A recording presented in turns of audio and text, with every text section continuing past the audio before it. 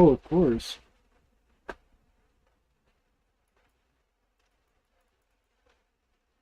Bleh.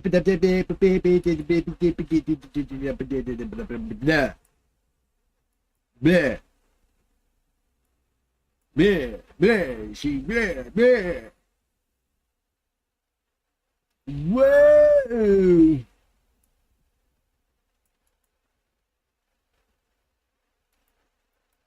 Yes, I should have had this done beforehand. Shut up.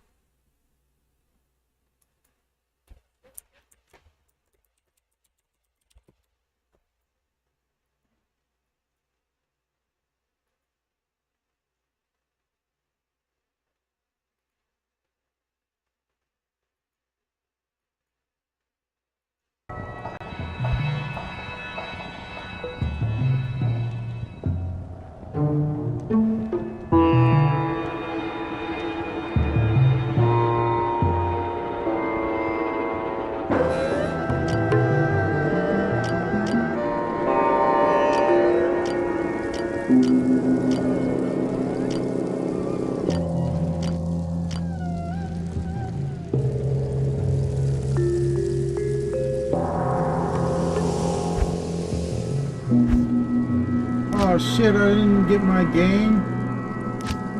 Yeah, sure, whatever.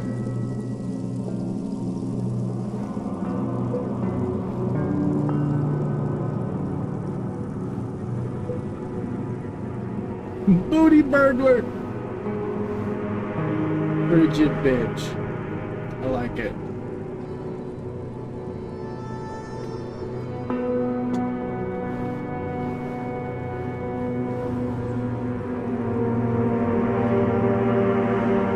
Ram bus.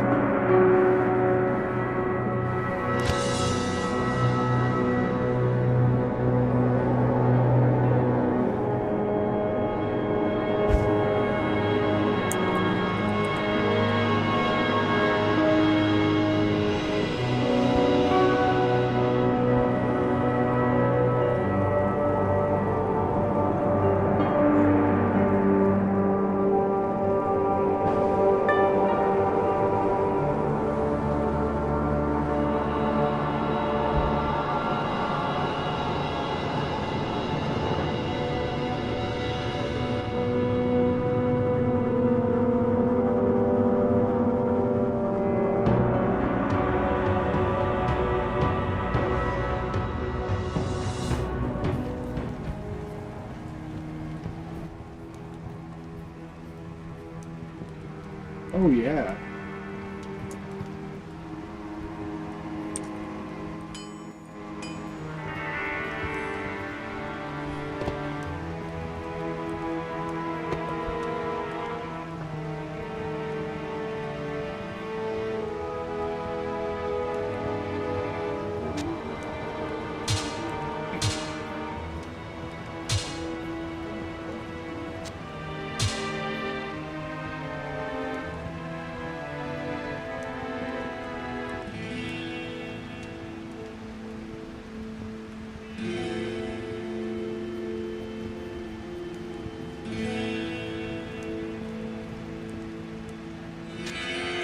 He said water under the bridge.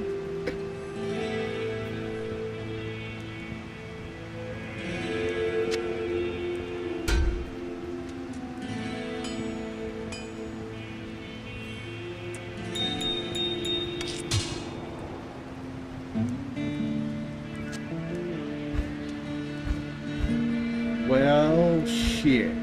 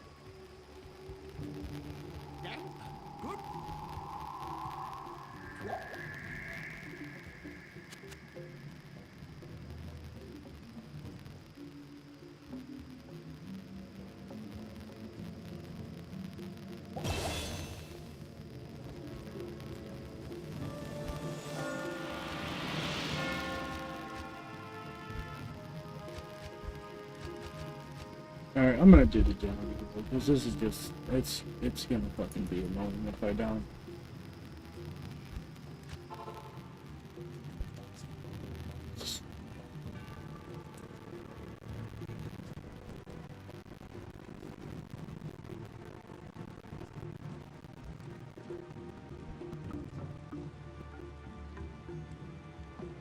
Come on.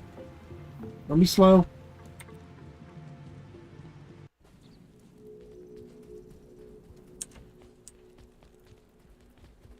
I bet you.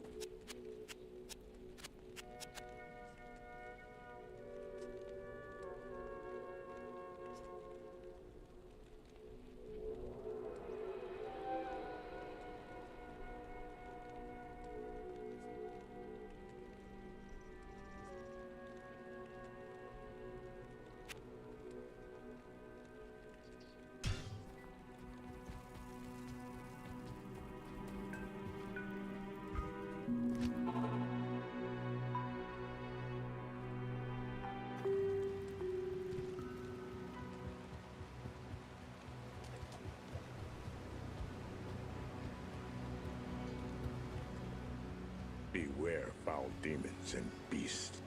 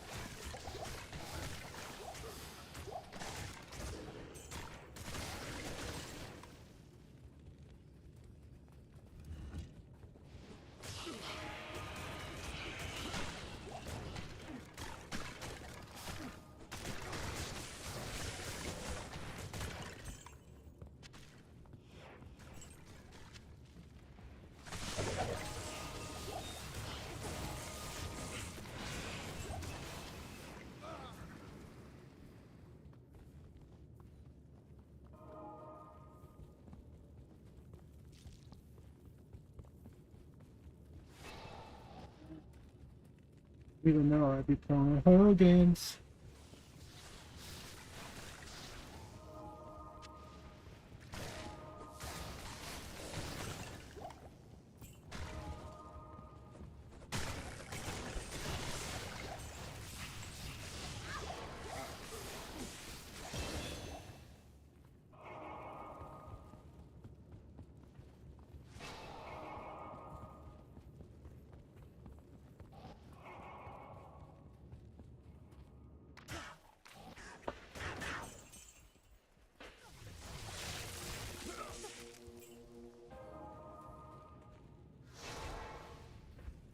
Bruh.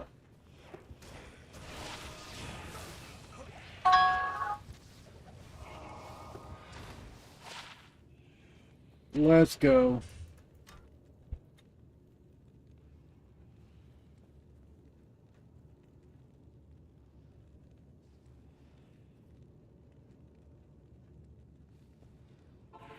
Good question.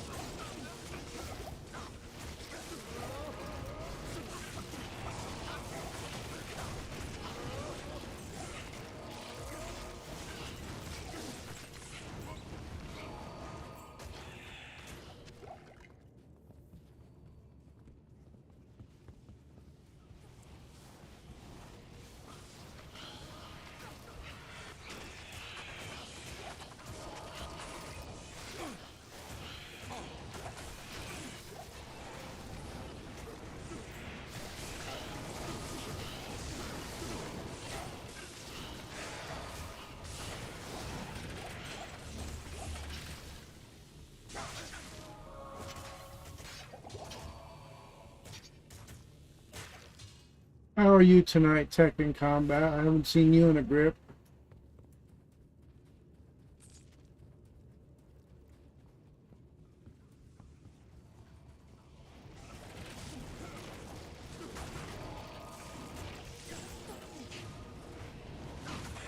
Ass.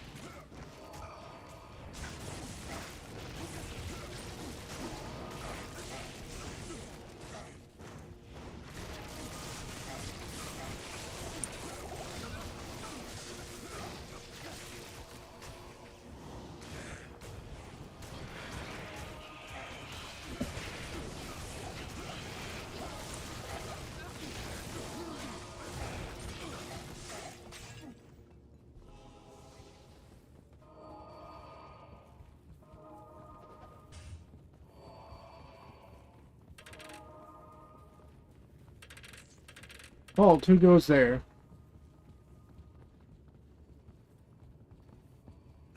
You gotta get that snort in there, Phil. You gotta snort or you can't breathe.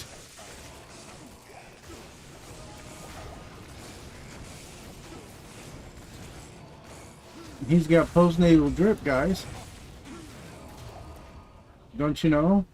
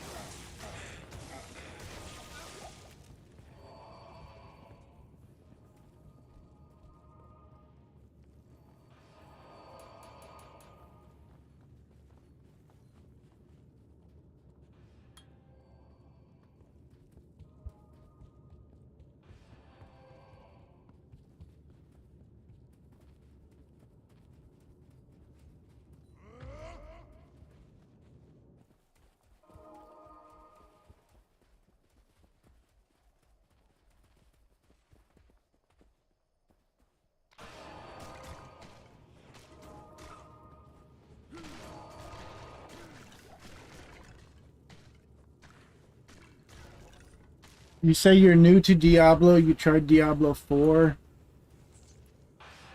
You started playing Diablo 2. Barely know what you're doing. I tell you what server are you on?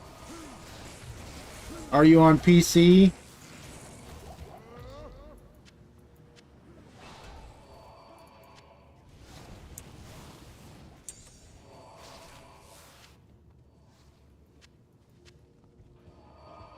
Also, there's like a 12 to 15 second-ish delay on the stream. PC American server. Okay, perfect. Tell you what. Hold on a second. Oh!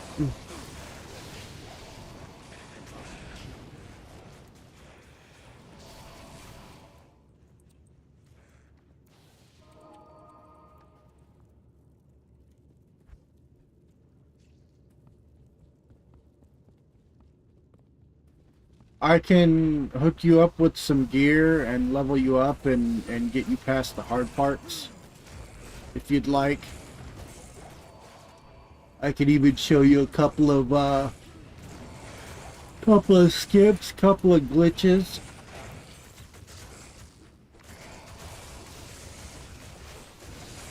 Unlike with most RPGs where you kind of grind to get strong enough to kill the monsters, to go to the place, to do the thing.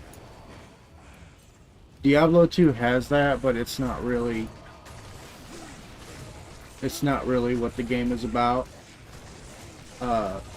Diablo 2 is more about grind to get the loot, to kill the monster, to grind more.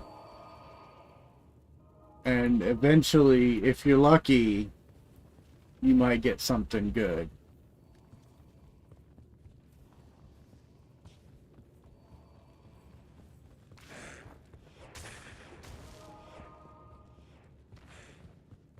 The gear, the loot is the end game, not so much content itself.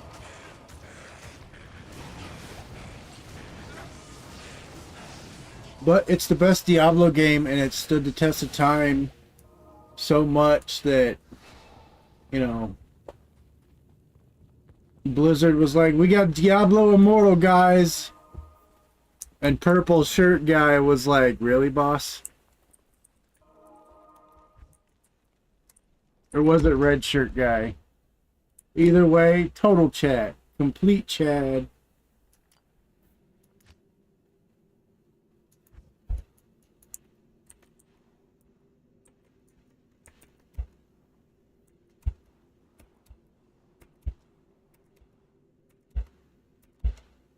Really? Been reading Max Roll. I was tempted to ask for a rush, but I'll be better off slowly climbing the loot ladder. So I actually understand what's good. I'll be honest, because of the way that they set up, hold on, let me pause this. Shut up, Phil. Because of the way Diablo 2 has certain restrictions on their experience, I can rush you, and you'll get basically no experience, but you'll have access. Excuse me. You'll have access to the other towns' shops. So I can take you at level 1 to the end of the game, and even like to the end of the game of the final difficulty if you wanted to, and you'll still be level 1 if if you're not like tagging along. Waypoints would be useful. I'll tell you what. Make game. Let me see if they made it already. Nope. Make game BOG1. Password 1. And make sure you untick the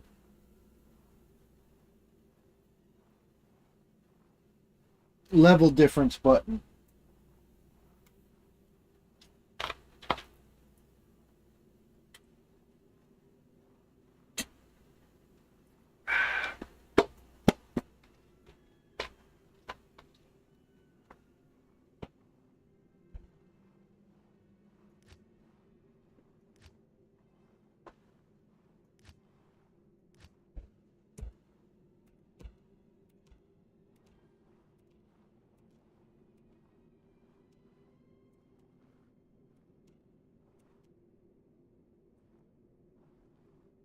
Never joined a game before.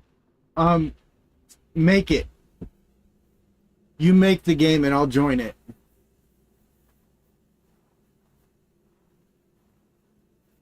And I'll even tell you some in-depth veteran knowledge about this game. So in the event that you have a super unique monster, which would be a monster that is the same, it's in the same place, or it goes by a specific name, like Diablo would be a unique monster, or Corpse Fire is probably the first unique monster almost anyone would come across. Let's just use Corpse Fire as an example. Those give pretty much the most experience out of a given monster. If there are other monsters grouped around that monster in the immediate vicinity, those monsters will have more experience per kill than the same monster that isn't grouped near that unique monster. They will also have a higher drop rate for your items. But using Corpse Fire as an example again, if you know about this, and I've known people that have played this game since launch and never knew, if you kill a super unique monster that has to do with a quest, the first time you kill it for the quest,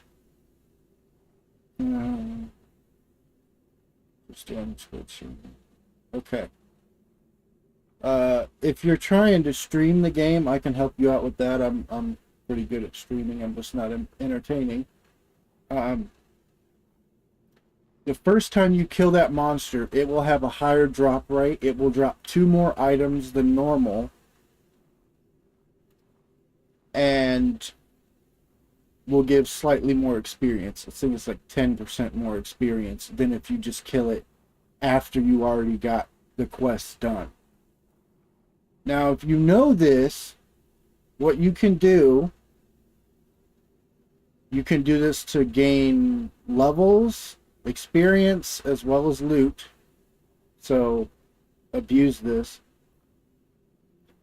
Again, using corpse fire as an example, what you can do is you can run to corpse fire and you can kill corpse fire and loot his body, save and exit, but don't kill the last monster, don't complete the quest. And you can keep doing that over and over and over and over and over again. And you will get a better drop rate and, again, more experience. And I do believe the drop rate is 5 levels above the normal monster.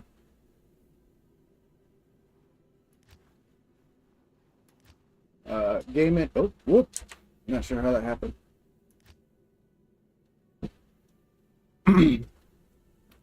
Alright, I think you got the level restriction on.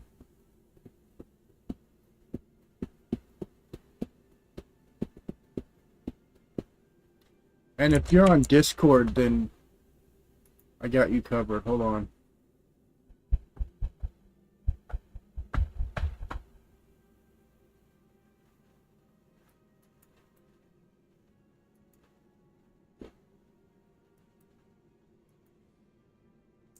Boom.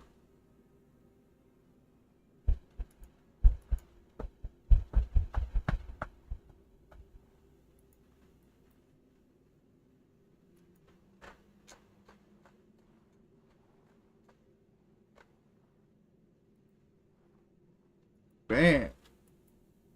Banned. Banned. Already banned. What the hell? Banned. Banned. Banned. How are you talking if you're already banned? I don't get it.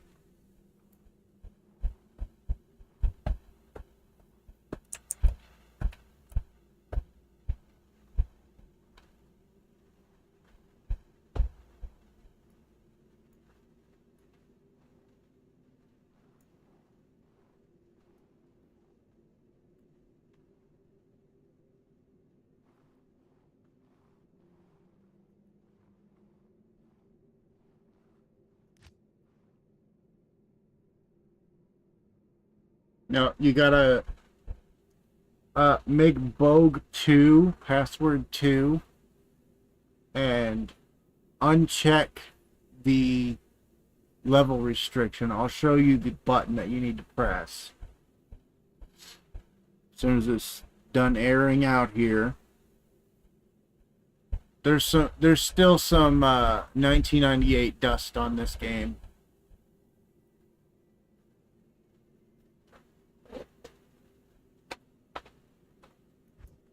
Okay, when you go to create game, you want to uncheck this box.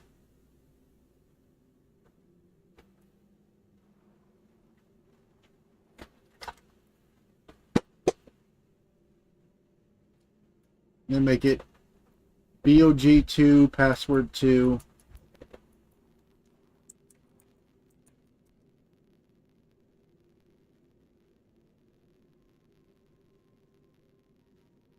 It's not letting me in. Also, I'm in that Discord server. That should take you straight there.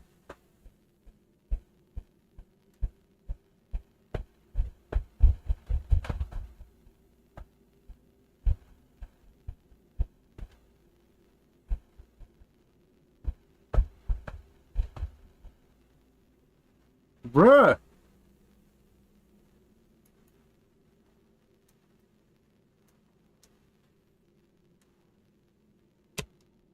Try one more again. Nope. Nope. One more game didn't work.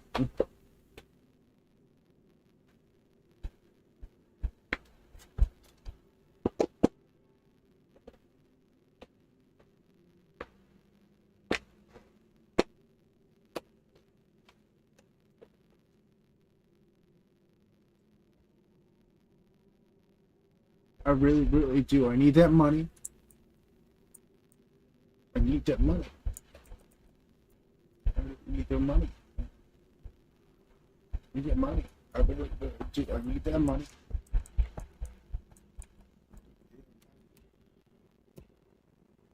Money. That money. That money.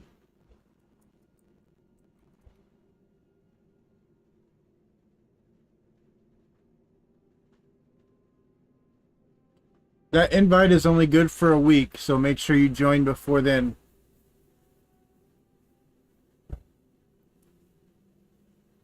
Also, I can't join your game.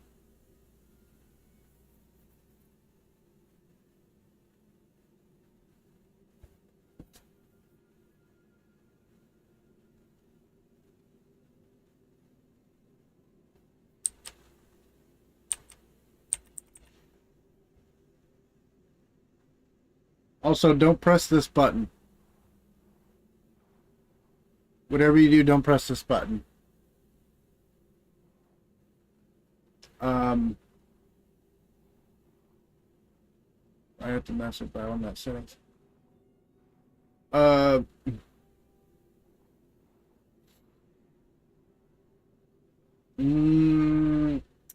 think it's just your, you know what? I got you. Hold on.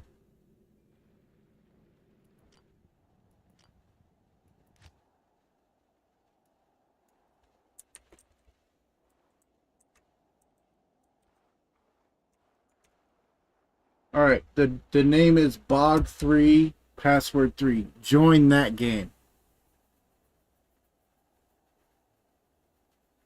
Good day.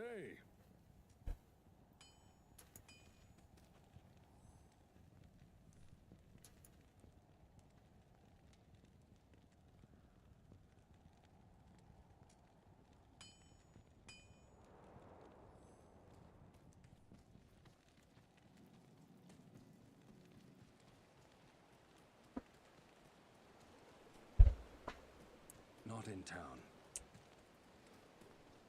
All who oppose me, beware.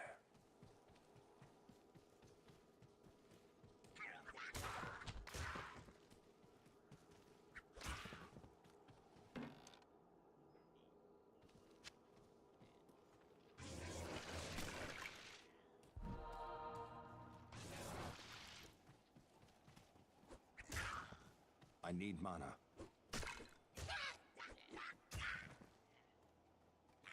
I need mana.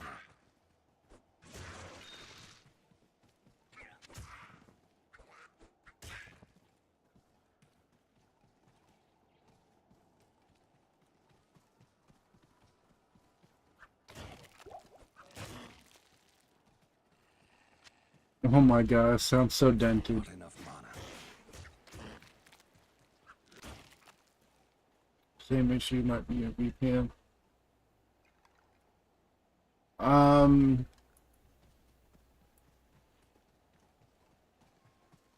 What's it say when you try to join this game?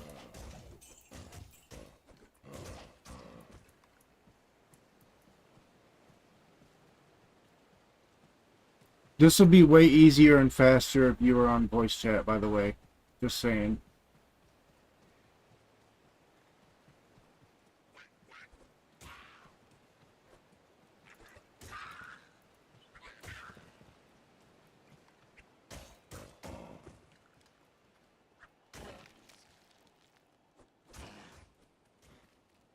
You get a loading screen, does it say anything after that? I sense death Okay. within this place. So on Den of Evil, it says kill all the monsters in the den. In the Den of Evil, there is a super unique monster that is your first, basically your first boss, called Corpse Fire. He's a zombie and he's got a bunch of little zombies around him. If you wanted to get a ton of loot and experience and basically grind to like level 15, you could kill this guy over and over and over and just leave one monster alive in here, and you would get like crazy strong.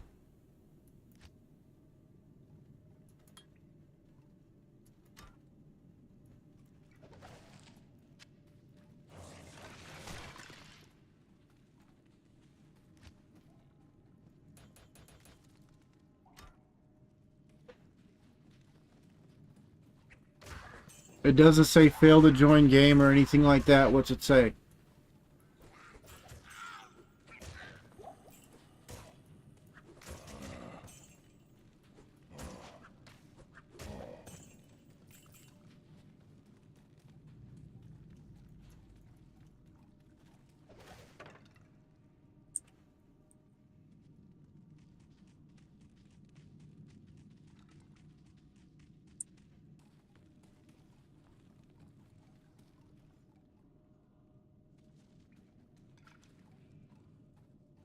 Fail to join game. Okay, is your character a ladder character, yes or no? I need to know if you're ladder and if you're hardcore or softcore, because those make a big difference.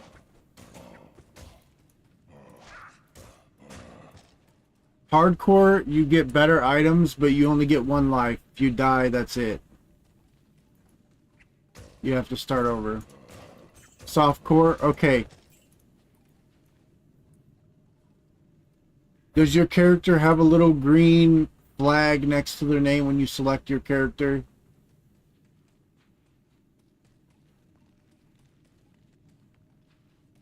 Also, make sure you made an expansion character. That's a big thing, too.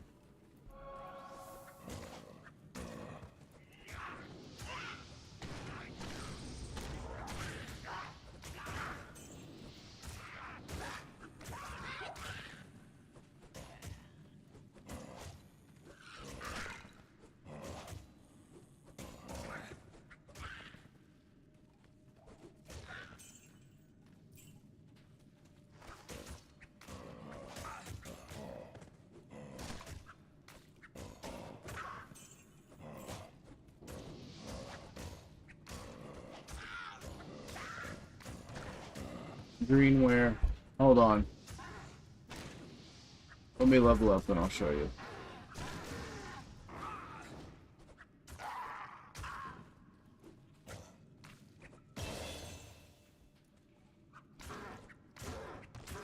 Orbs Fire has to be around here somewhere.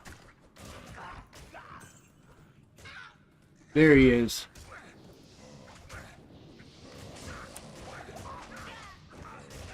Oh, fuck's sake. Good day. Alright. When you get to this screen, on the right side, if there's a little green flag that says ladder, that matters. If your character is not ladder, then this is the only character left I have. No, there's no green flag. Okay. Then join BOG4. Password 4.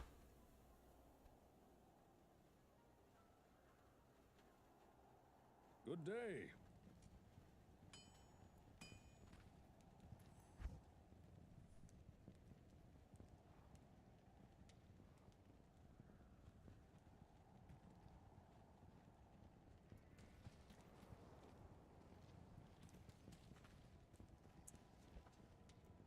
Alright, now I'm going to give you... Are you in Act 2 yet? Yes or no?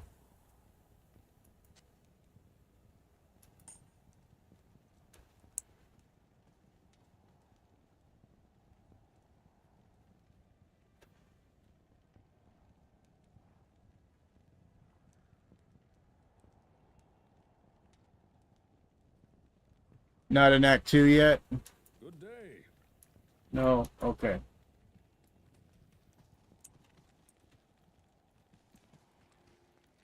Take these. Keep them in your inventory. And clear a full tab of your stash out. Because I'm about to give you all of this stuff so I can delete this character.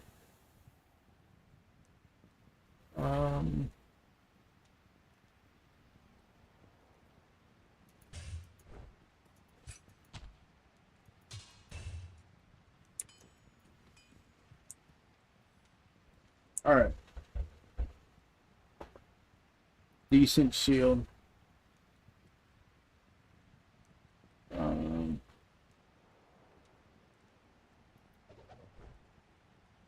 Alders. This Alders Rhythm Jagged Star. Keep this. Okay? Keep this. Reason why is this is a set item. And it's one of the higher end set items as far as set items go. Now, this is a druid set, so only a druid can wear the full set. Good day. But this is a pretty strong set. Even as a normal weapon, pretty strong. One-handed weapon, very fast attack speed. Look at all that extra damage. And it's got 3 sockets. So you can't make a rune word out of it, but you can put some pretty strong stuff in here.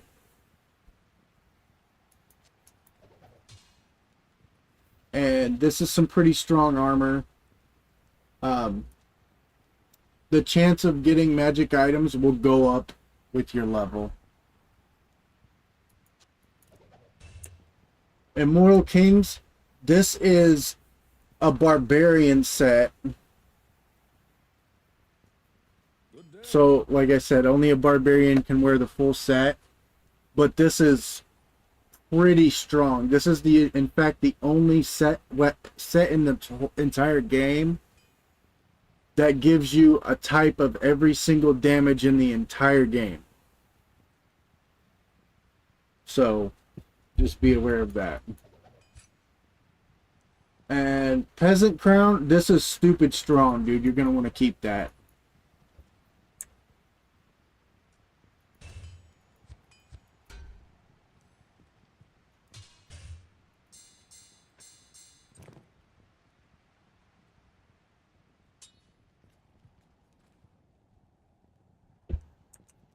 Okay.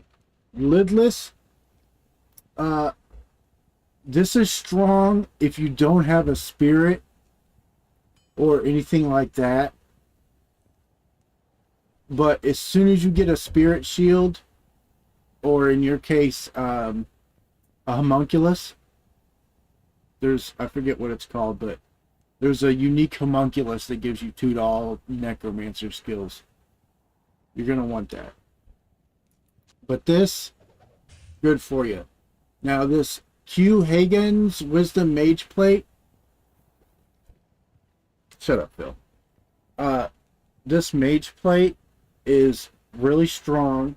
You're going to want to keep this. Where it says ethereal, let me give you the lowdown on ethereal items and weapons and armor.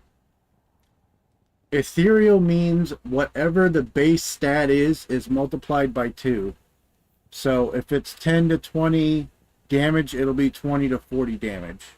Or if it's something that is 150 to say 300 damage or defense, you'll get 300 to 600 damage or defense or whatever.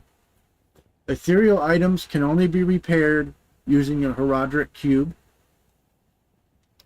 or if they have a stat that gives you, it's usually 1 durability repaired every 33 seconds, or you can put a Zod rune in it and make it indestructible. Don't do that with most stuff. Zod is the highest rune in the game. I've been playing this 20 years. I've never even seen one, really. So just don't do that. But thing about ethereal items, regardless, as long as they aren't completely broken, as long as they have at least one durability left, you can give them to your mercenary, which, let's see. Yeah, you haven't gotten a mercenary yet. You can give them to your mercenary, and none of your mercenaries use durability. So if you have an ethereal weapon or ethereal armor, your default should really be give it to your mercenary, because they need the stuff more than you do. They only have one skill, and they're kind of dumb. You don't get to choose where you put their stat points and their skill points. And they only have like 1, 2, 3, at most four pieces of equipment that they can wear. So armor is important. And these jewels, you can use them as is if you want, but I save them for crafted items. You can play this game.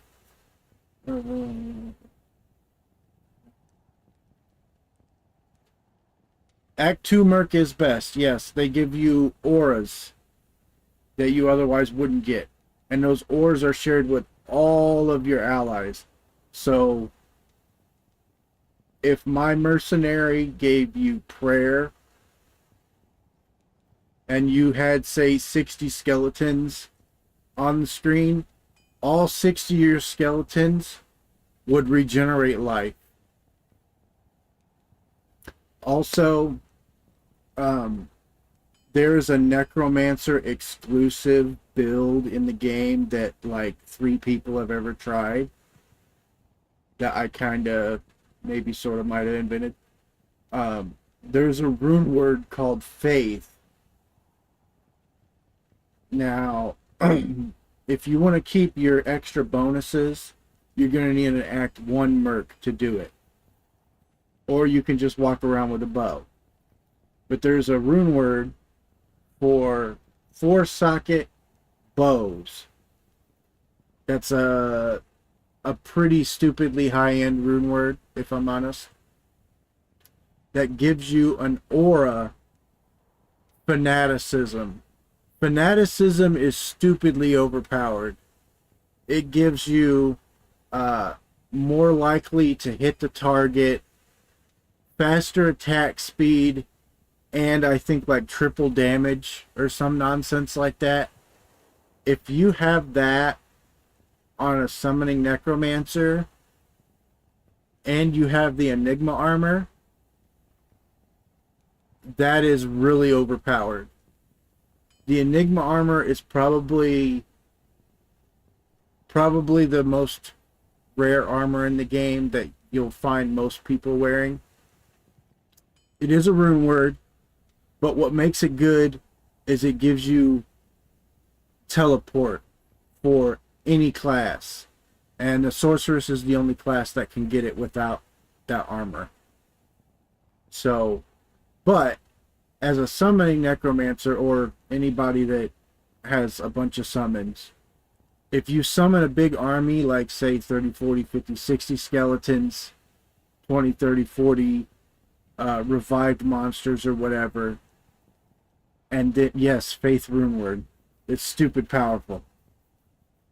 If you have all of those minions with you and then you teleport somewhere, they all teleport to the exact same square.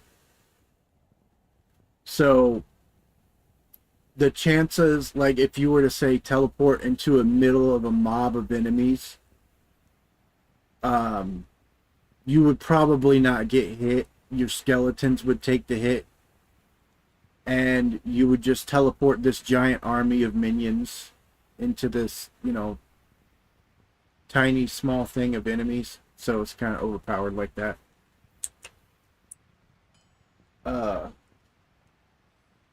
This is another good helmet you're going to want to keep. These kind of suck, but they'd be good if you were wanting them. This laying of hands, this is a pretty powerful set.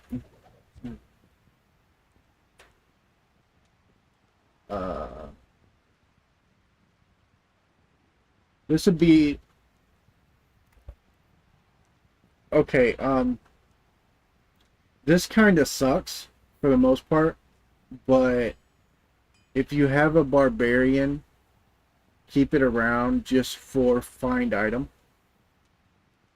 Find item is a barbarian skill that after you kill an enemy, it lets you search their body for an item. So it gives you two chances for a drop. And gold wrap, it's a belt that gives you magic line. Alright, now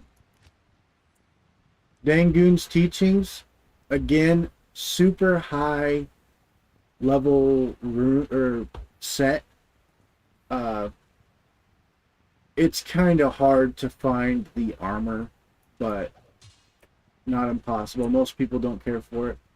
Huanin's Justice, I do believe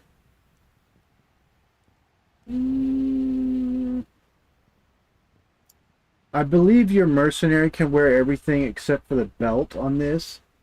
Now the thing about set items is the more of the set you have, the more bonuses come with it. So, and this will scale. You will get new bonuses, higher percentage bonuses with every extra piece that you equip. So,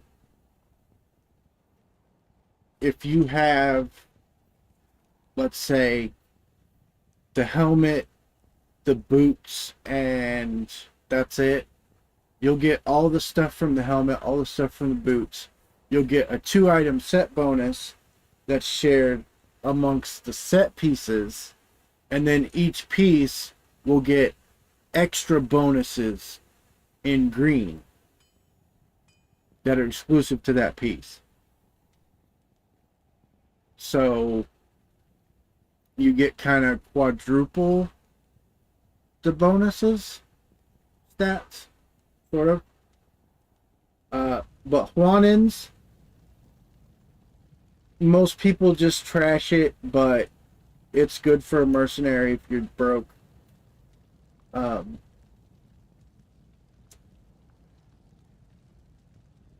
This $2 skills gives you excuse me, $2 skills, and it gives you a magic find boost. This bunch of lightning damage, so there you go.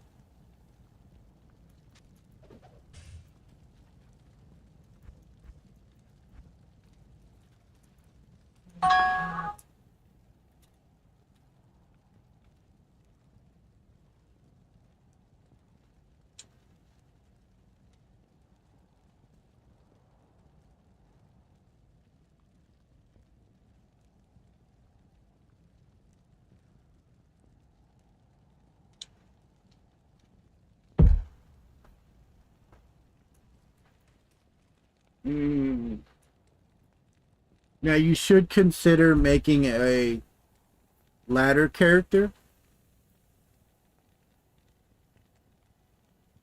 The reason why is you get separate shared stashes. Ladder it's kind of like a rank, sort of. But the point of ladder is there are certain items that can only be found in ladder mode. There's certain rune words that you can only make in ladder. I think Spirit might be one of them, which is one of the strongest items in the game, and you can get it fairly soon.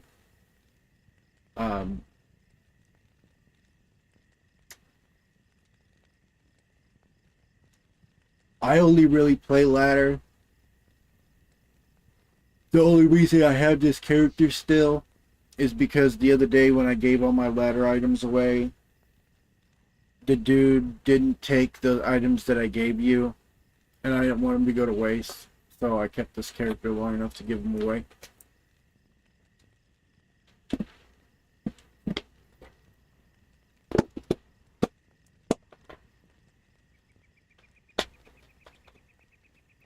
Also, I do not believe you can do Uber Trist on non-ladder.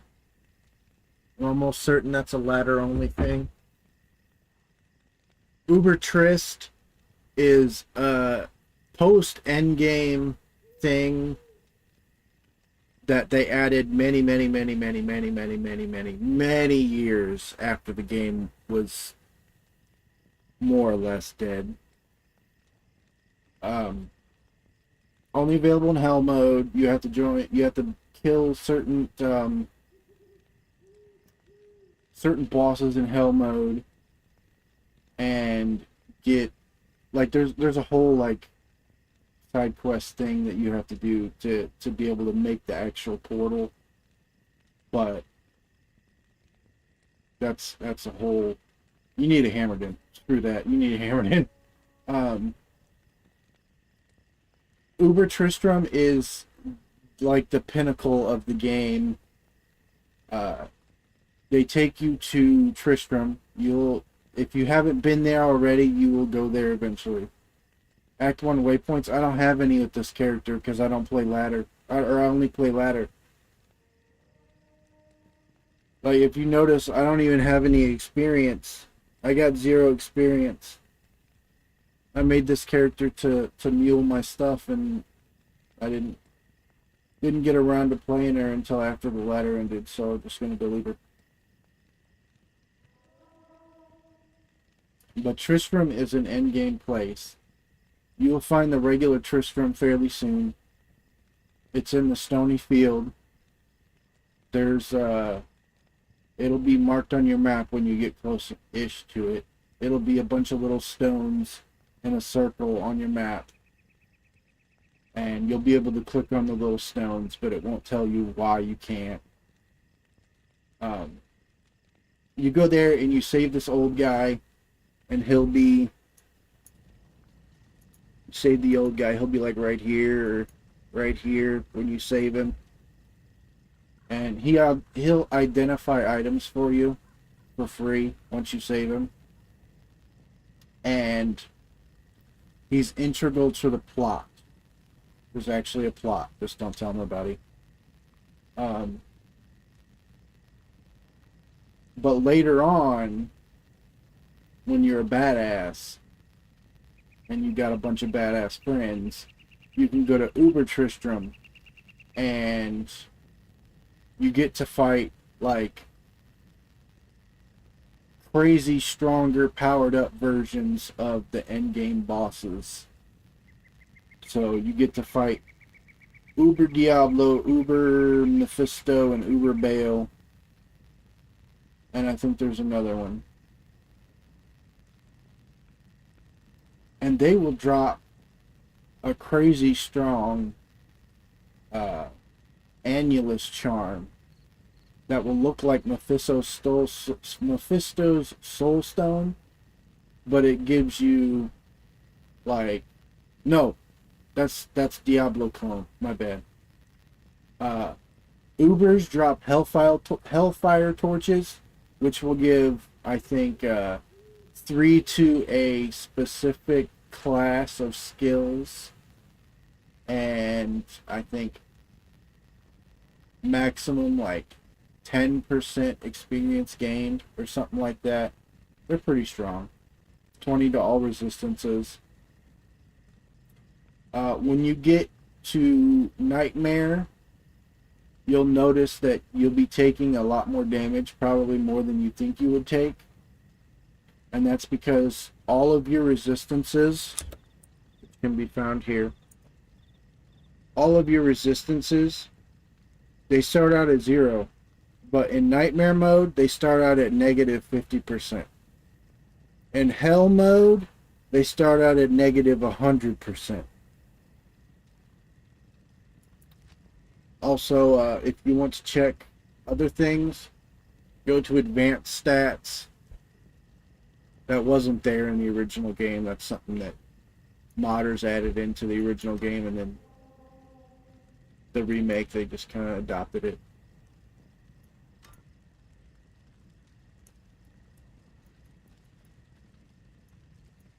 If you need gold, especially starting out, you're going to want to pick up anything that is class specific, anything made out of metal, gems, charms. Good evening. I would say save your skulls. You'll probably want them later on. If you have a bunch of gems or charms, or not charms, if you have a bunch of gems or skulls in your inventory, maybe in your stash, that are taking up a bunch of slots, the Herodric Cube is your friend. That cube, you can take, actually, you can take 3 health potions and make, Good evening.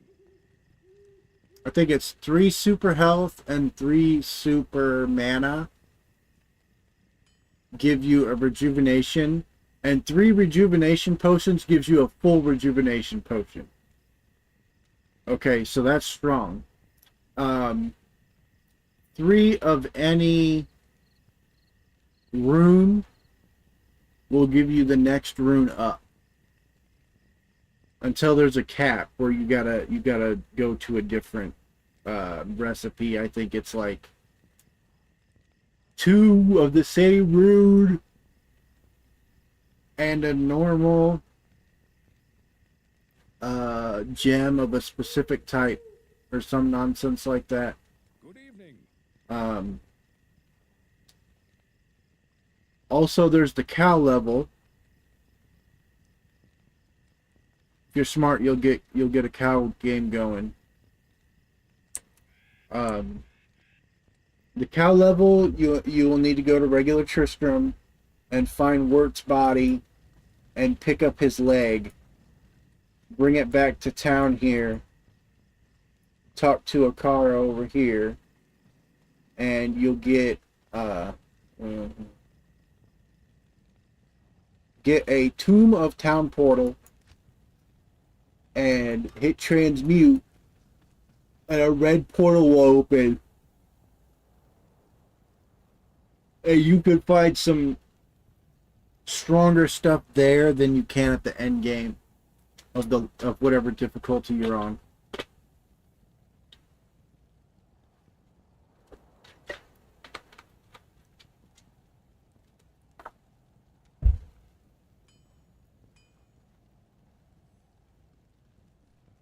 Act 3 is the most annoying act.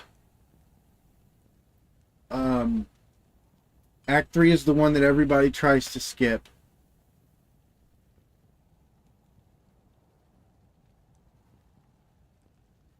Act 3 will probably take you like a week to finish if you don't have somebody there to just, like, do it for you.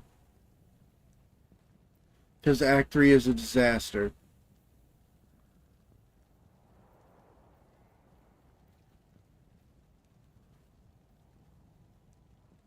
I've only ever met one person in over 20 years of playing this game that likes Act 3.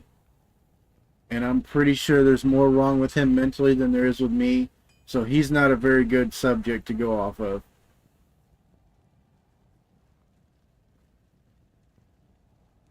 That man is...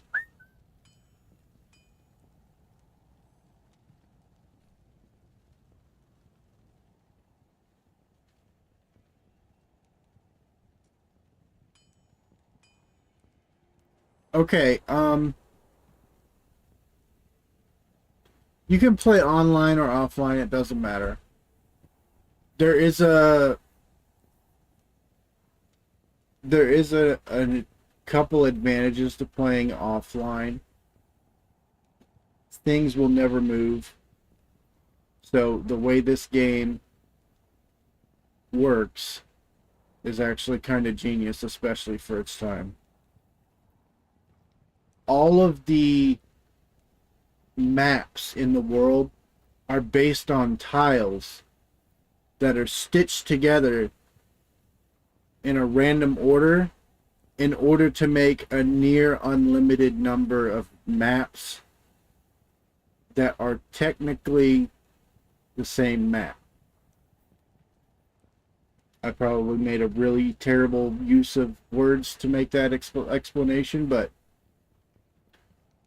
basically you will see parts of the map that you'll be like, oh, I know exactly where I'm at. I've been here before. And then you'll take like 3 steps and you'll be like, this is all new. What happened?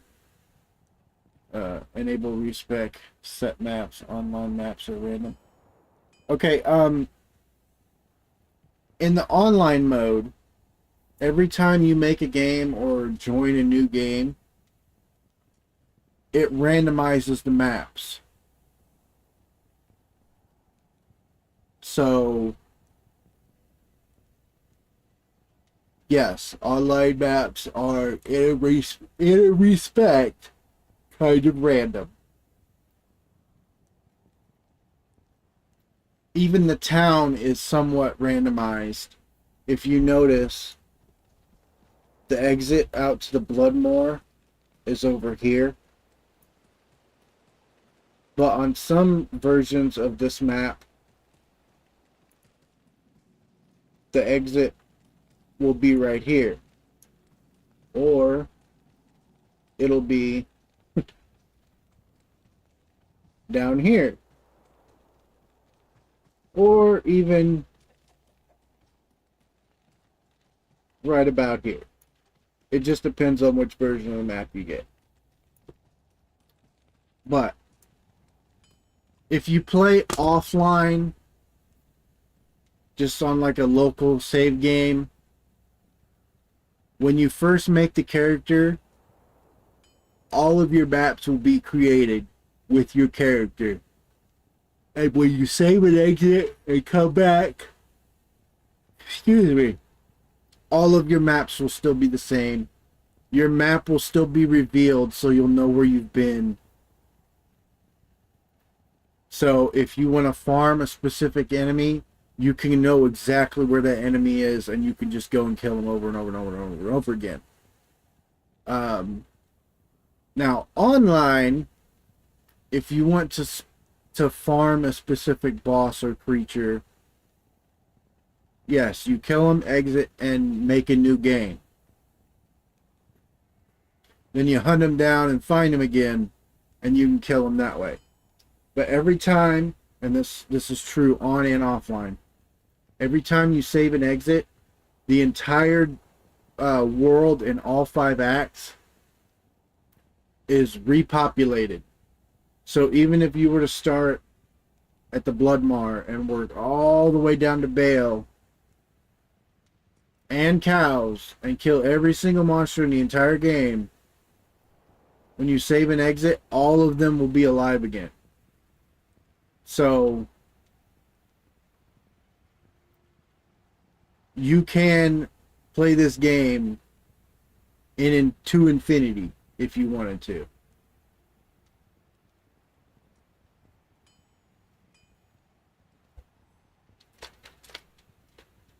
And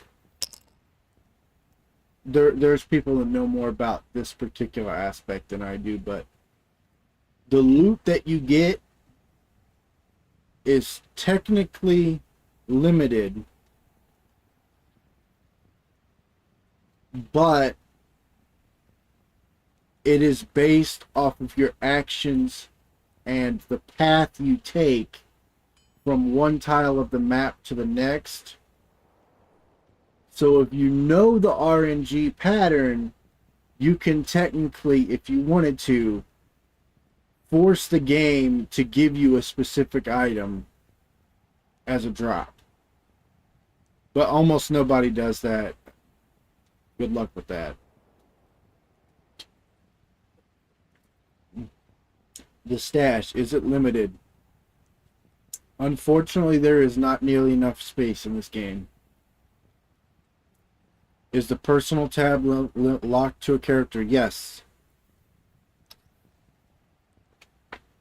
In fact, if you take that cube I just gave you and you try to put it in your personal tab, it'll let you. If you try to put it in a shared tab, it won't let you. Because there's supposed to be one Herodric cube, even though billions of people have them. So, as long as it's not a quest item, more or less, you can pretty much take whatever you want, put it in your personal or your shared, whatever, move them back and forth, it doesn't matter. But your personal stash is for that character, yes. Now, you can take something like I just said. You can take an item out of your personal stash, put it in your shared stash, and switch them between characters if you wanted to. But it has to go out of your personal and into the shared stash.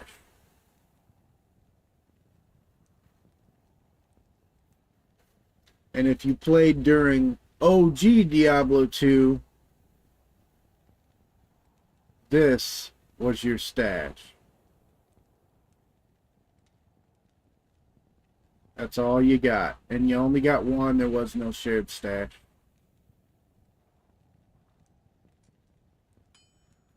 You got 16 squares, that was it.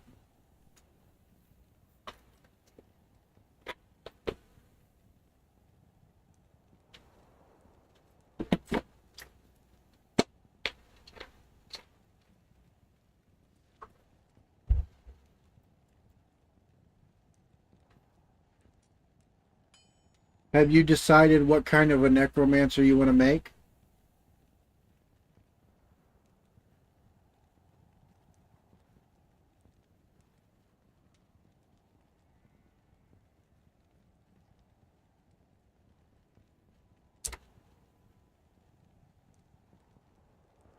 Summoner? Ooh, that's rough.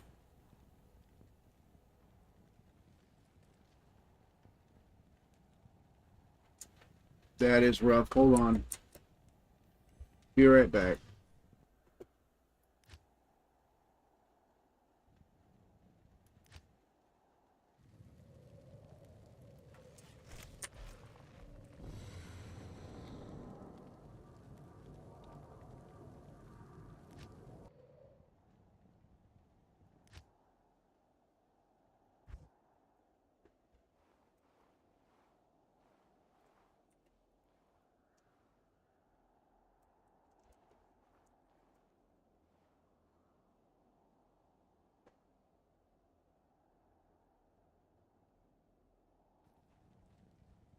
You only have so many,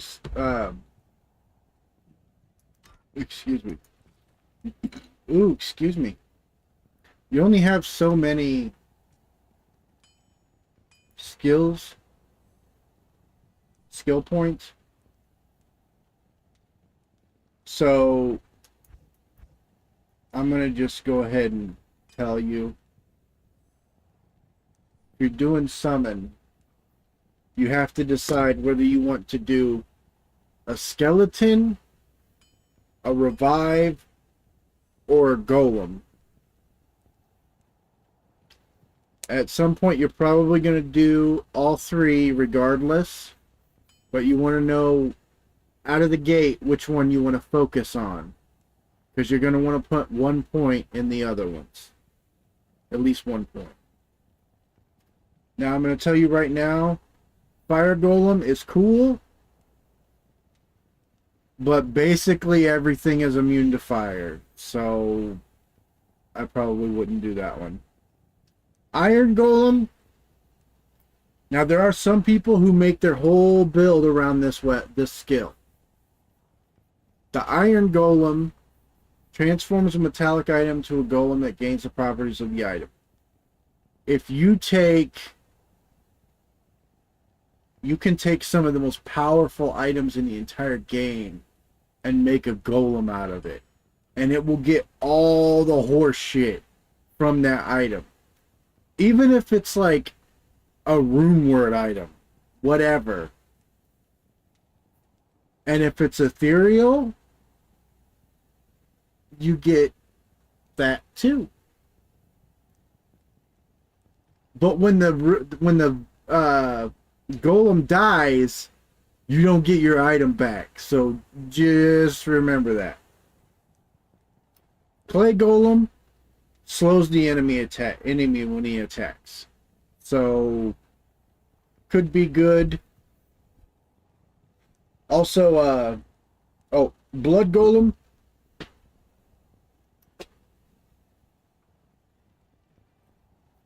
It will steal life when it attacks, and it will siphon it back to you. But it does very little damage.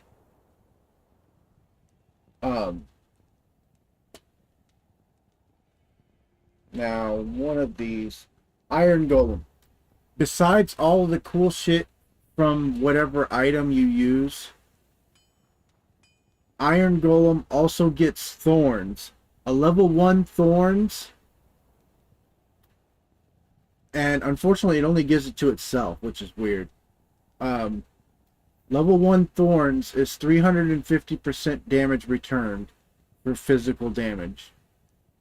So you could do some hardcore damage. Skeleton summons are rough. They're probably the most common. They're kind of the most fun. But if you do a skeleton summon, then you have to max skeleton mastery, raise skeleton, and raise skeletal mage. Then you have to put a point into clay golem, a point into golem mastery, and a point, at least 1 point into summon resist. Now, regardless, whether you do skeleton, revive, or clay golem, or any of the golem builds, you're still going to want at least 1 point into golem mastery and at least 1 point into summon resist, so you get those, so you get the resistances. Because when you go to like nightmare and hell mode, as I said earlier, all of those negative resistances apply to all of your allies too. So you're maxed out. Let's say you max out these 3 skills, right? Skeleton mastery, raise skeleton, and raise mage. Let's say you max those 3 out. If you don't have at least 1 point into summon resistances, you're taking like triple damage. So you might just, your whole army might just get 1 shot. So, you know, be aware of that. Now there are some that do golem builds where they just max out, golem mastery. And these golem mastery applies to all of the golems, so it's strong. Also, your summon resist applies to everything on this page, so it applies to all of your skeletons, all of your golems, and all your revives. So that is strong.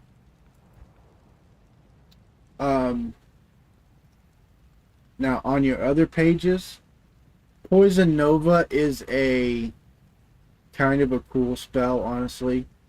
Almost everything is immune to poison, but there are people that do builds on this one skill. I would say probably put at least 1 point into bone armor, because it might save your life.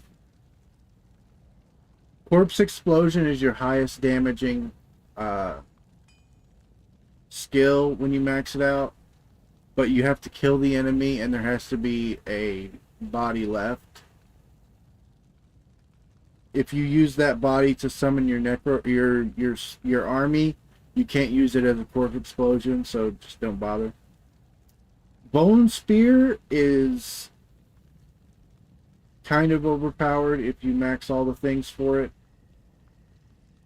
Bone Spirit doesn't do as much damage at highest levels, but it does home in on the enemy. Curses, amplified damage is strong, 1 point, and they take double damage for physical damage. Most of these nobody uses except for amp damage and Decrepify. Some might use lower resist, but Decrepify is stupidly overpowered. It makes them take half damage, or no. It makes them take double damage, makes them do half damage, makes them move at half their speed, and makes them attack at half their speed. And it looks like in the remaster they took the amp damage off. That's dumb. And take amplified damage, yeah. So it gives you the same effect as this, plus some other core shit. But the difference is, even like if you hack it up to like level 99, the Decrepify only does like this big of an area. Right? But the more points you put into amp damage, the bigger the area it covers. So if you put enough points into it, you can get it like bigger than the screen. So you just click on it and everything on the screen takes double damage. Now as far as your minions go, I would say if you're going to go skeleton, put like 6 points and raise skeleton first, and as soon as you can get 3 skeleton mages, but max out skeleton mastery as fast as you possibly can. But whenever a new skill comes up, get it, even if it means taking a point away from one of these. Definitely get your Golem Mastery and your Summon Resist as soon as you can. And if I'm entirely honest, I would go with the Blood Golem unless you have at least 2 items to use for your Iron Golem. I would not put all of my ducks in a row on Iron Golem. If this is your first run of the game, don't do that. Go with Blood Golem, because that's physical damage. There are some stuff in the game that is immune to physical and immune to magic damage, but almost nothing is immune to those 2 items. And there's like 6 enemies in the game that are immune to those 2 things. So, and Lister the Tormentor is one of them. You won't see him for a long time. So I would go with Blood Golem for your golem that you're actually going to do. And when you get these other 2 unlocked, still put a point in, because you still get, yeah, you still get the bonus from that. If you look, Blood Golem receives bonuses from, and it shows you all the stuff. Almost all of Diablo 2's skills are like this. They synergize with each other.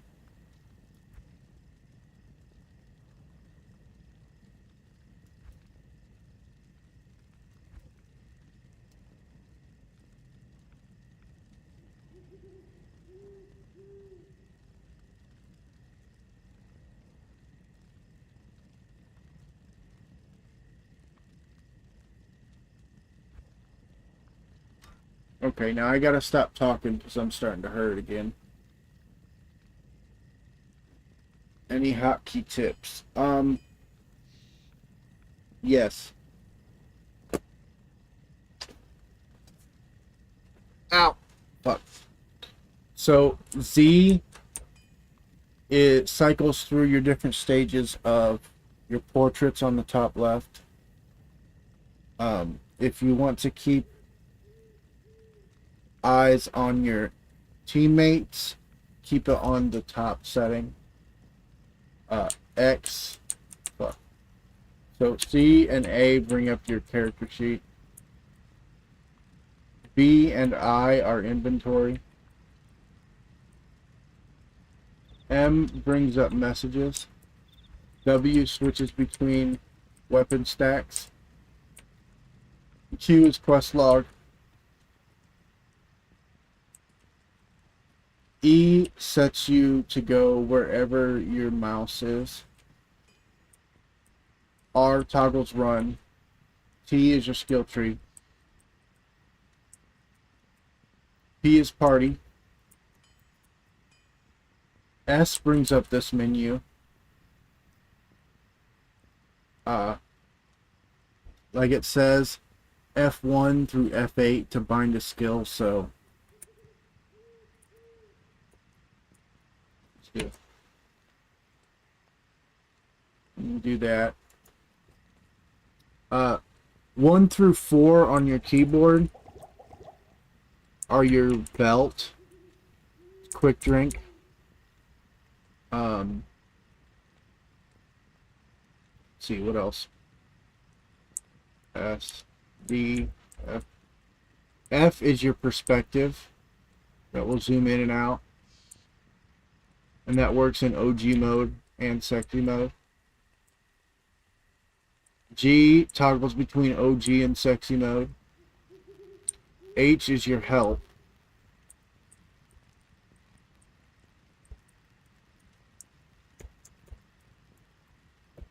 Spacebar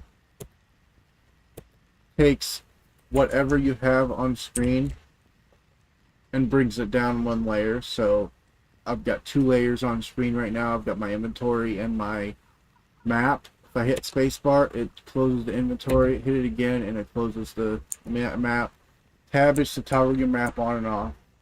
If you say bring up your map and you go way down here and over here and you don't know where you are, just hit tab twice and it'll come back up.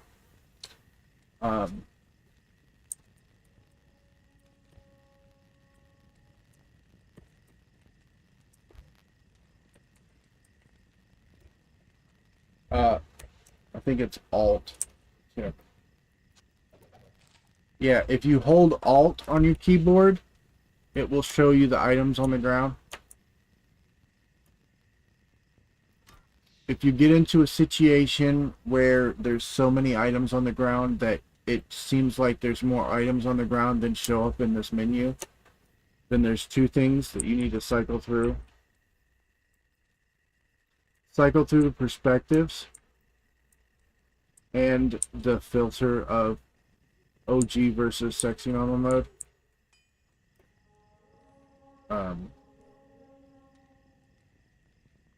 There's that. Oh, the numpad.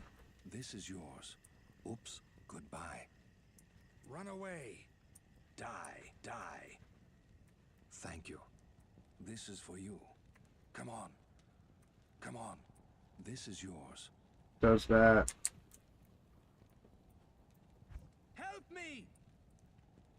Help me! And 0 is help on the numpad.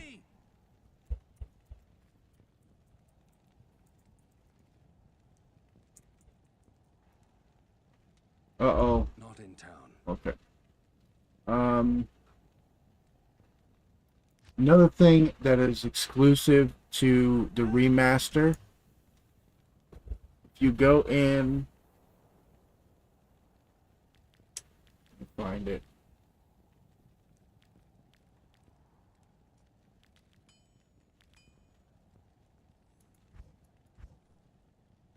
Okay. Item label display. That's what I was just talking about with the Alt button. If you have a 5-button mouse with like a forward and back button, it'll usually be the back button that also does this. The OG way of doing it is You have to hold the button for it to show. But there is a timed version and a toggle where you can just turn it on and off. Generally, I go with the toggle or the timed version, but that's just me. Auto gold pickup. When the game was not out yet, people were tweaking about this. This is something modders came up with back in the day. And they would have people with auto gold pickup, and one of the people would die and they'd drop like 50 gazillion gold, and somebody would gangster it. You don't have that with this. You have to run near the gold and it will pick it up. If it is another player's gold, they have to specifically click on it. It won't auto pick up someone else's gold. You have to do it manually. Auto party invite. I just keep this on. Same with the auto gold pickup. It makes life easier. Quick cast spells, kind of a pain. Do it if you want. Display active key binding. That's basically this.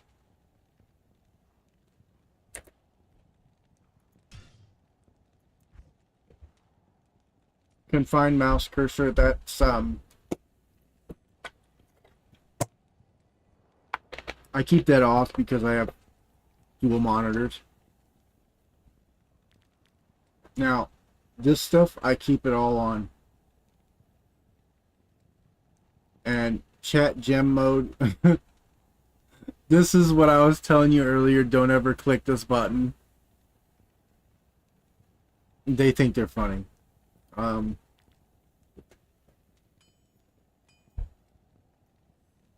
Accessibility.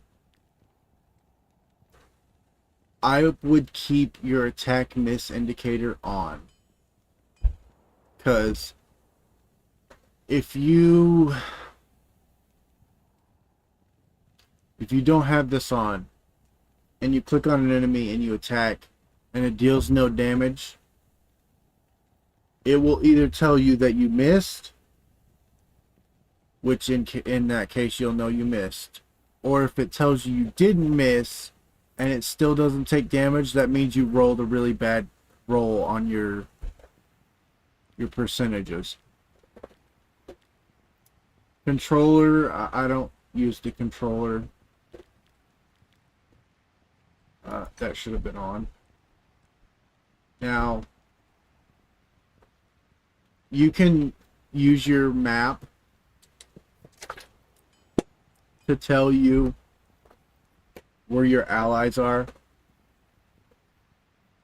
and that will include other people's allies as well. So I can tell where all of your skeletons are if I have this on. They'll show up as green X's on my map.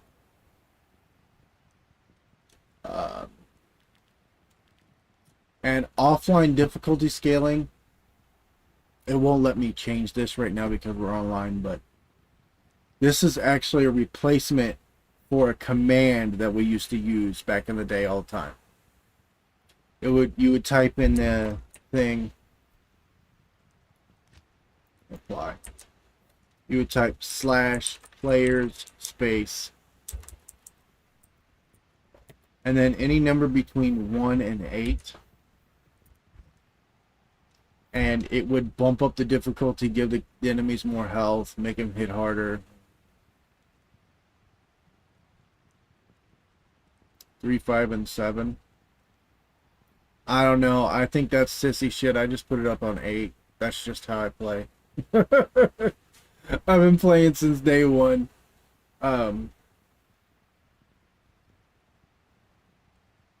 You will notice a serious difference in the difficulty, but it's not crazy. Every once in a while I might get clapped and set it to 1-player mode long enough to kill an enemy and then set it back to 8, but generally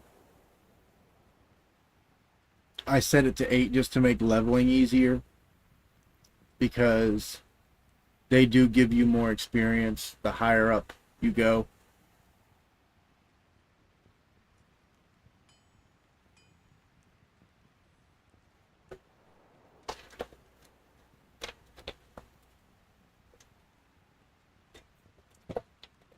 But glad to have you in the game. I hope you like the game. It is the best of all the Diablos. I guess I could tell you a little bit about the quests here. Actually, I need to go to another character to do that. I'll tell you the quests that matter. If you want to do them all, just because you're new to the game, that's fine. But I'll tell you the... Oh, that's right, I'm not... God damn it. Come on.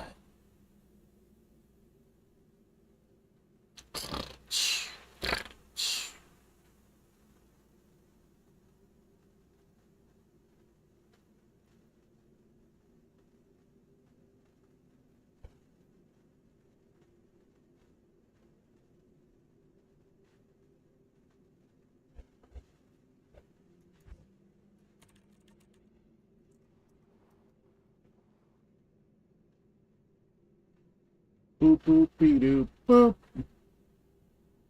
Move.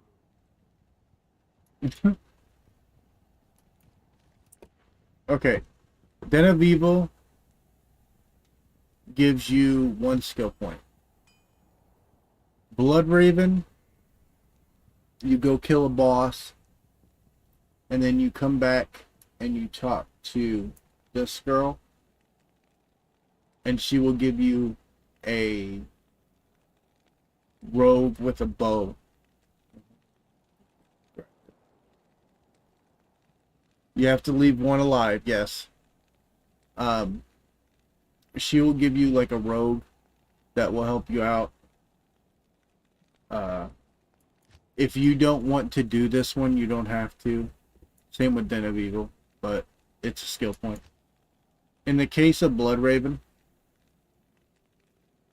if you level up to, I believe it is level 9, she gives you the option to hire. And it's the same. So that's up to you which one you want to do. Kane, I would say do this one. Again, with this one, when you get to Tristram, you have to make the decision whether you want to save Kane or whether you want to grind the monsters that are there and try and get some better loot, because there's some unique monsters. I think there's 4 or 5 unique monsters, and there's at least one super unique monster. There's Griswold there, he's a boss. And there's also several champions. So I would grind that mission several times in a private game before you go and actually complete that quest. Now, the Forgotten Tower, you go down there, you kill a boss lady, and she gives you a bunch of runes. You don't have to do this one, but I would. In fact, I would grind the shit out of this mission even after you've killed the lady. She doesn't give as good a loot after you kill her the first time, but this is one of the best ways in the entire game to get runes. So be aware of that. Tools of the trade, you take a hammer and you give it to the redneck waifu lady up here, and she'll take a white item and turn it into a rare item. And this, you kill a lady, and it takes you to the next one. Radament's Lair. If you kill Radament, you get a book, and when you read the book, it gives you 1 skill point in Nightmare, or one skill point in Normal, 1 skill point in Nightmare, and 2 skills in Hell. And these kind of all flow together. Basically, you already got the cube. You're going to track down the parts for the staff and transmute them in the cube. And then you go and kill the summoner, and then you kill Duriel.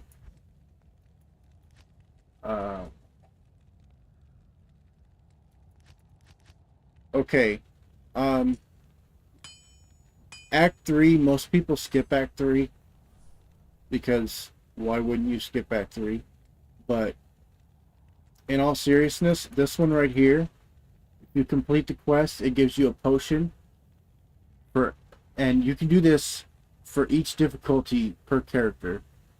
So if you get all 3 potions, you get 60 points added to your total life. It's 20 points a potion. And the Gibden here in the middle, the one that I haven't started, that is I think, 2 skill points? No. 5 stat points. And this one's 2 skill points. This one you kill a bunch of super unique monsters. This one is kill the big bad guy. And then in Act 4, the Fallen Angel, if you kill this guy, you get, I think, 2 stat points. Or no, 2 skill points. My bad. The one in the middle, nobody ever does this one really. You take the Soul Stone to the Hellforge, and you beat it up, and it gives you runes. If you need runes, do it. Terror's End, defeat Diablo. Simple enough. Siege on Haragoth. I would recommend, do not let anyone do this one for you. This particular Act 5, very first quest, Siege on Haragoth. People are going to try and con you into letting them get you a rush or level you up or something of that nature in exchange for this quest. Don't do it. Okay? I'm going to explain what this quest does. See this super overpowered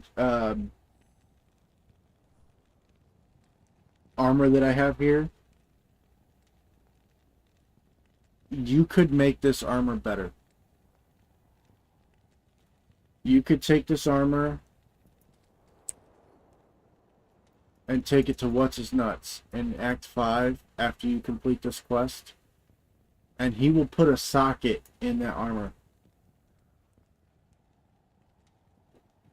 So, and it works for anything that is not already socketed. And I think that's the only restriction, really. And unless you're in nightmare mode, he will give you the maximum number of sockets that a given item is allowed to have.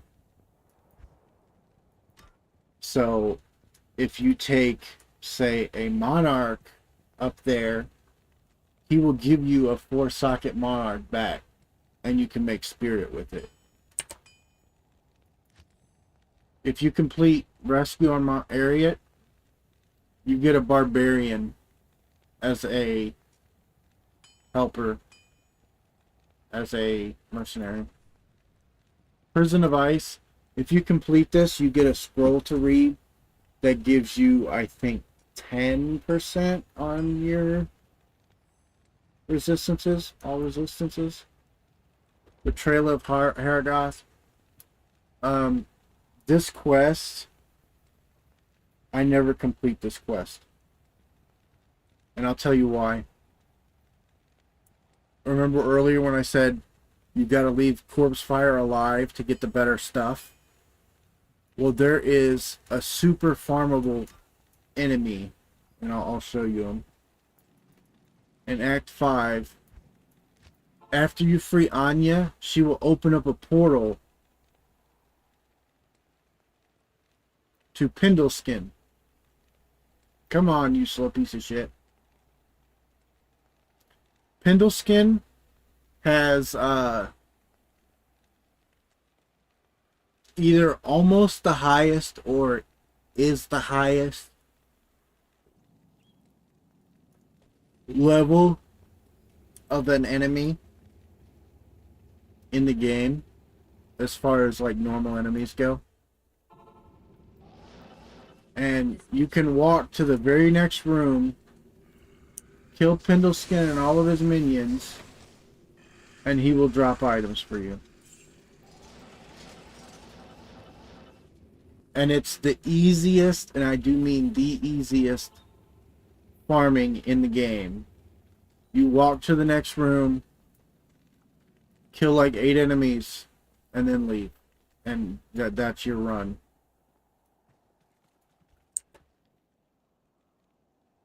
But if you do complete the quest, you get...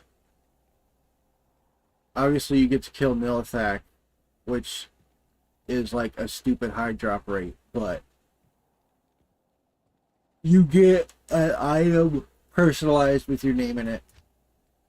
Rite of Passage, you have to complete this unless you glitch the game.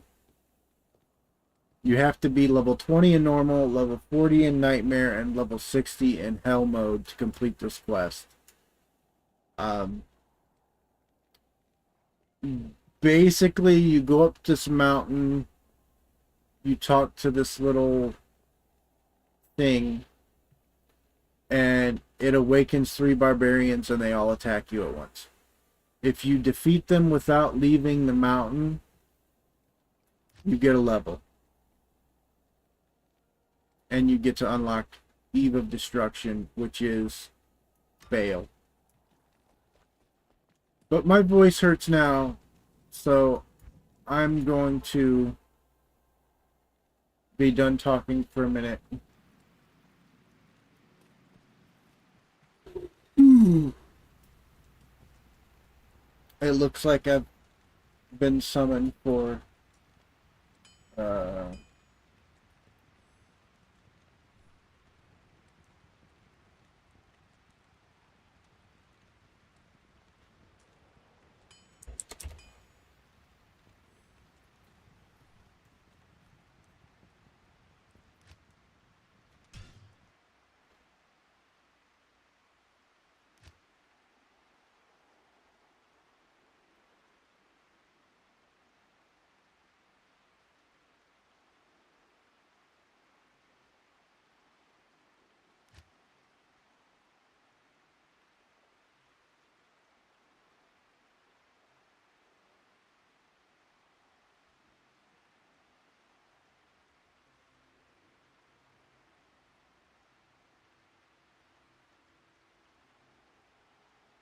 You're welcome. Just remember that Discord link's only good for a week. You have to join before then. Once you join, you're in, but you get that link only lasts a week.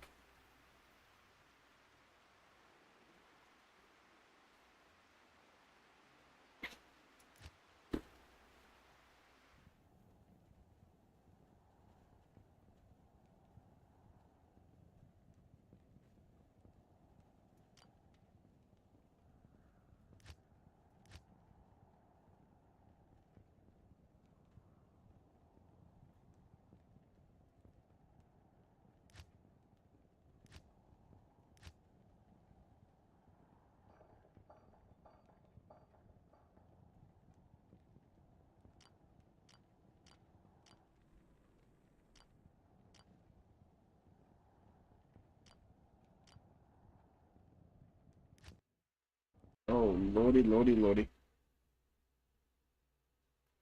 Okay.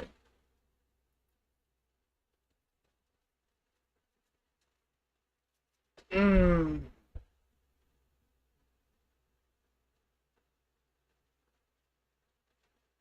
Oh, hold on.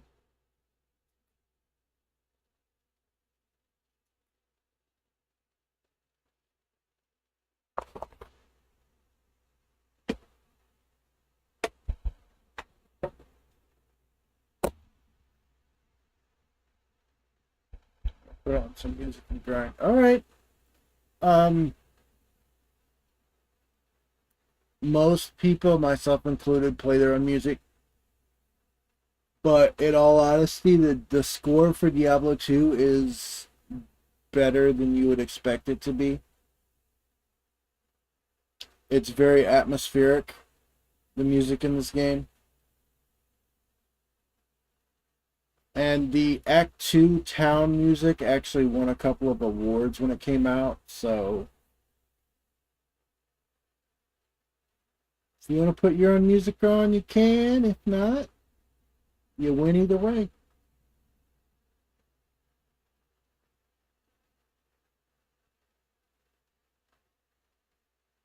The music in Diablo 2 is good, but it is not as good as Lunar Silver Star Story Complete, nor is it on the level of Final Fantasy VII.